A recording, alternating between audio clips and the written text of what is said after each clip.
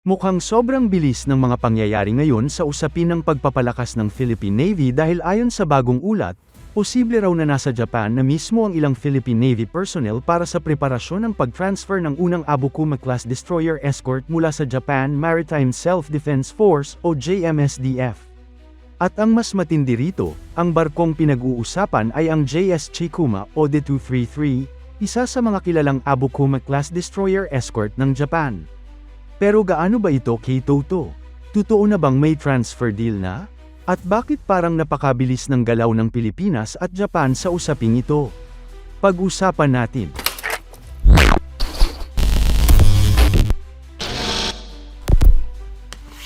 Ayon sa Philippine Defense Monitor o PDM, may isang Japanese account na nag-claim na ang JS Chikuma ay nakatakda ng e-transfer sa Philippine Navy. Kasama raw sa development na ito ang pagpapadala na ng Filipino officer sa Japan para sa familiarization training at handover preparation. Sa madaling salita, kung tama ang ulat, hindi na ito simpleng usapan lamang. Posibleng aktwal nang naghahanda ang dalawang bansa para sa isang major naval transfer. Pero nilinaw din mismo ng PDM na ang detalye tungkol sa partikular na transfer ng JS Chikuma ay hindi pa verified. Ibig sabihin, progressing report pa lamang ito at wala pang official confirmation mula sa gobyerno ng Japan o Pilipinas. Gayunpaman, hindi may kakaila na sobrang laki ng posibilidad nito. Bakit? Dahil nitong mga nakaraang buwan, sunod-sunod na ang defense cooperation ng Japan at Pilipinas. Mula sa radar systems, surveillance support, military exercises, hanggang sa posibleng transfer ng naval assets, talagang lumalalim ang defense partnership ng dalawang bansa. At noong May 2026, nabuo pa ang isang bilateral working group sa pagitan ng Japan at Pilipinas para pag-usapan ang posibleng transfer ng mga Abukuma-class vessels at iba pang Japanese defense assets. Ibig sabihin, hindi nakakahaka lang ang posibilidad ng transfer. Officially pinag-aaralan na talaga ito ng dalawang bansa. Ngayon, ano nga ba ang Abukuma-class destroyer escort? Para sa iba, baka isipin nila na luma na ito dahil early 1990s pa na-commission ang mga barkong ito. Pero huwag basta maliitin ang capability ng Abukuma-class. Sa katunayan, kahit medyo may edad na ang mga barko, napaka-capable pa rin ng mga ito para sa Philippine Navy requirements. Ang Abukuma-class ay ginawa para sa anti-submarine warfare, anti-ship operations, at escort missions. Maliit man kumpara sa modernong destroyers ng Japan, pero napaka-epektibo nito bilang multi-role warship. May displacement itong around 2,000 tons, may advanced sonar systems, anti-submarine torpedoes, anti-ship missiles, at close-in weapon systems para sa air defense.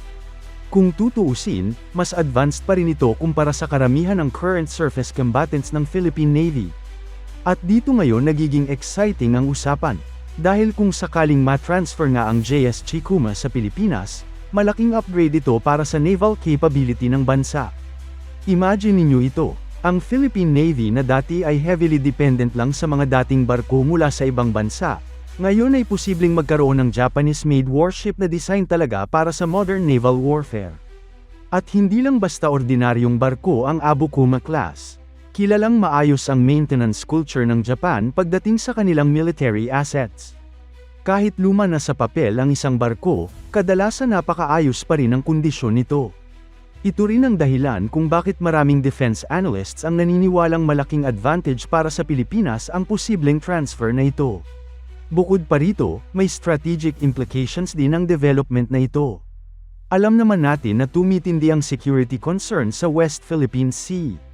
At habang palakas ng palakas ang naval presence ng China sa rehiyon, unti-unti ring pinapalawak ng Japan ang defense cooperation nito sa Pilipinas. Hindi na sikreto na parehong concern ng Japan at Pilipinas ang stability sa Indo-Pacific region. Kaya para sa marami, ang posibleng transfer ng Abukuma class ay hindi lang simpleng military aid o surplus transfer. Isa itong strategic move. Isang malinaw na senyales na seryoso ang Japan sa pagtulong sa pagpapalakas ng maritime defense capability ng Pilipinas. At kung mapapansin ninyo, parang unti-unti nang nagbabago ang dating pulisya ng Japan. Noon kasi, sobrang higpit ng Japan pagdating sa pag-export o pag-transfer ng military assets.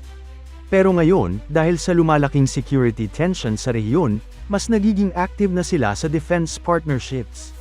Makikita ito sa kanilang support sa Pilipinas, Australia, at iba pang allied countries sa Indo-Pacific.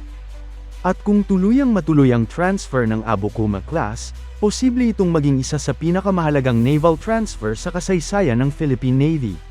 Ngayon, may ilan ding nagtatanong, kaya ba itong i-maintain ng Pilipinas? Valid na tanong yan, dahil kahit gaano kaganda ang isang barko, kung kulang naman sa maintenance capability at logistics support, magiging problema rin ito sa huli. Pero ayon sa ilang defense observers, posible namang kasama sa package ang training, technical assistance, at logistics cooperation mula sa Japan. At dito pumapasok ang ulat na may mga Filipino personnel na raw sa Japan. Kung totoo ito, malamang na bahagi sila ng familiarization process para masanay agad sa systems, operations, at maintenance procedures ng barko. Napakahalaga nito dahil iba ang Japanese naval systems kumpara sa nakasanayan ng Philippine Navy. Kailangan ng tamang training para mas ulit ang capability ng barko. Isa pa sa mga posibleng advantage nito ay interoperability. Dahil kung Japanese systems ang gagamitin ng Philippine Navy, mas magiging compatible tayo sa joint exercises at maritime operations kasama ang Japan at maging ang United States. At alam naman natin na palakas ng palakas ang trilateral cooperation ng Pilipinas, Japan, at Amerika. Sa mga nakaraang taon, sunod-sunod ang joint patrols, maritime drills, at defense agreements. Kaya hindi malayong isipin na bahagi ang Abukuma transfer sa mas malaking strategic cooperation sa Indo-Pacific. Pero syempre, may ilan ding nagsasabing baka hindi na practical kumuha ng older ships. Para sa kanila, mas maganda raw kung bagong frigates na agad ang bilhin ng Pilipinas. May punto rin naman yon. Pero sa realidad ng budget at urgent operational requirements ng Philippine Navy, malaking tulong pa rin ang mga ganitong transfer. Hindi kasi agad-agad nakakabili ang Pilipinas ng brand new destroyers o advanced frigates na bilyon-bilyon ang halaga. Samantalang ang mga surplus pero capable na barko mula sa allied countries ay maaaring magsilbing mabilis na paraan para mapalakas ang fleet. At tandaan natin, habang hinihintay pa ang future acquisitions gaya ng bagong submarines, missile systems, at modern frigates, kailangan pa rin ng Philippine Navy ng additional assets ngayon na. Lalo na sa panahon ngayon na halos araw-araw may maritime challenges sa West Philippine Sea. Kaya para sa marami, magandang temporary at strategic solution ang Abukuma class transfer. Bukod pa riyan, malaking morale boost din ito para sa Philippine Navy. Isipin ninyo, mula sa dating halos puro lumang patrol ships lang, ngayon ay unti-unti nang nakakakuha ang Pilipinas ng mas modernong combat-capable vessels. At habang tumatagal, mas nagiging seryoso na ang modernization program ng Armed Forces of the Philippines. Hindi na ito katulad noon na parang puro plano lang. Ngayon, sunod-sunod na ang acquisitions, partnerships, at military cooperation agreements. At kung mapapatunayan ngang nasa Japan na ang ilang Philippine Navy personnel para sa handover preparations, posible na talagang malapit na ang susunod na major development. Maaaring sa mga darating na buwan ay magkaroon na ng official announcement. Pero sa ngayon, mahalagang tandaan na progressing report pa lamang ito. Wala pang official confirmation mula sa Department of National Defense, Philippine Navy, o Japanese Ministry of Defense tungkol sa aktwal na transfer ng JS Chikuma. Gayunpaman, may recent photos umano ng barko sa Yokosuka Naval Base nitong May 29, 2026, na lalo pang nagpapainit sa mga espekulasyon. At habang wala pang final confirmation, siguradong maraming defense enthusiasts at observers ang tutok sa magiging susunod na galaw ng Japan at Pilipinas. Dahil kung tuluyang matuloy ito, hindi lang simpleng barko ang madadagdag sa Philippine Navy. Isa itong simbolo ng lumalalim na alliance, mas matinding maritime cooperation, at bagong yugto ng defense partnership sa pagitan ng Pilipinas at Japan. At para sa maraming Pilipino, isa rin itong senyales na unti-unti nang nagbabago ang direksyon ng ating naval capability. Mula sa pagiging isa sa pinakamahinang navy sa rehiyon noon, ngayon ay dahan-dahan nang bumubuo ang Pilipinas ng mas credible at mas modernong maritime defense force. Kaya ang tanong ngayon, ito na nga ba ang simula ng pagdating ng unang Japanese destroyer escort sa Philippine Navy? At kung matuloy ito, ilan pa kaya ang susunod? Abangan natin ang mga susunod na developments.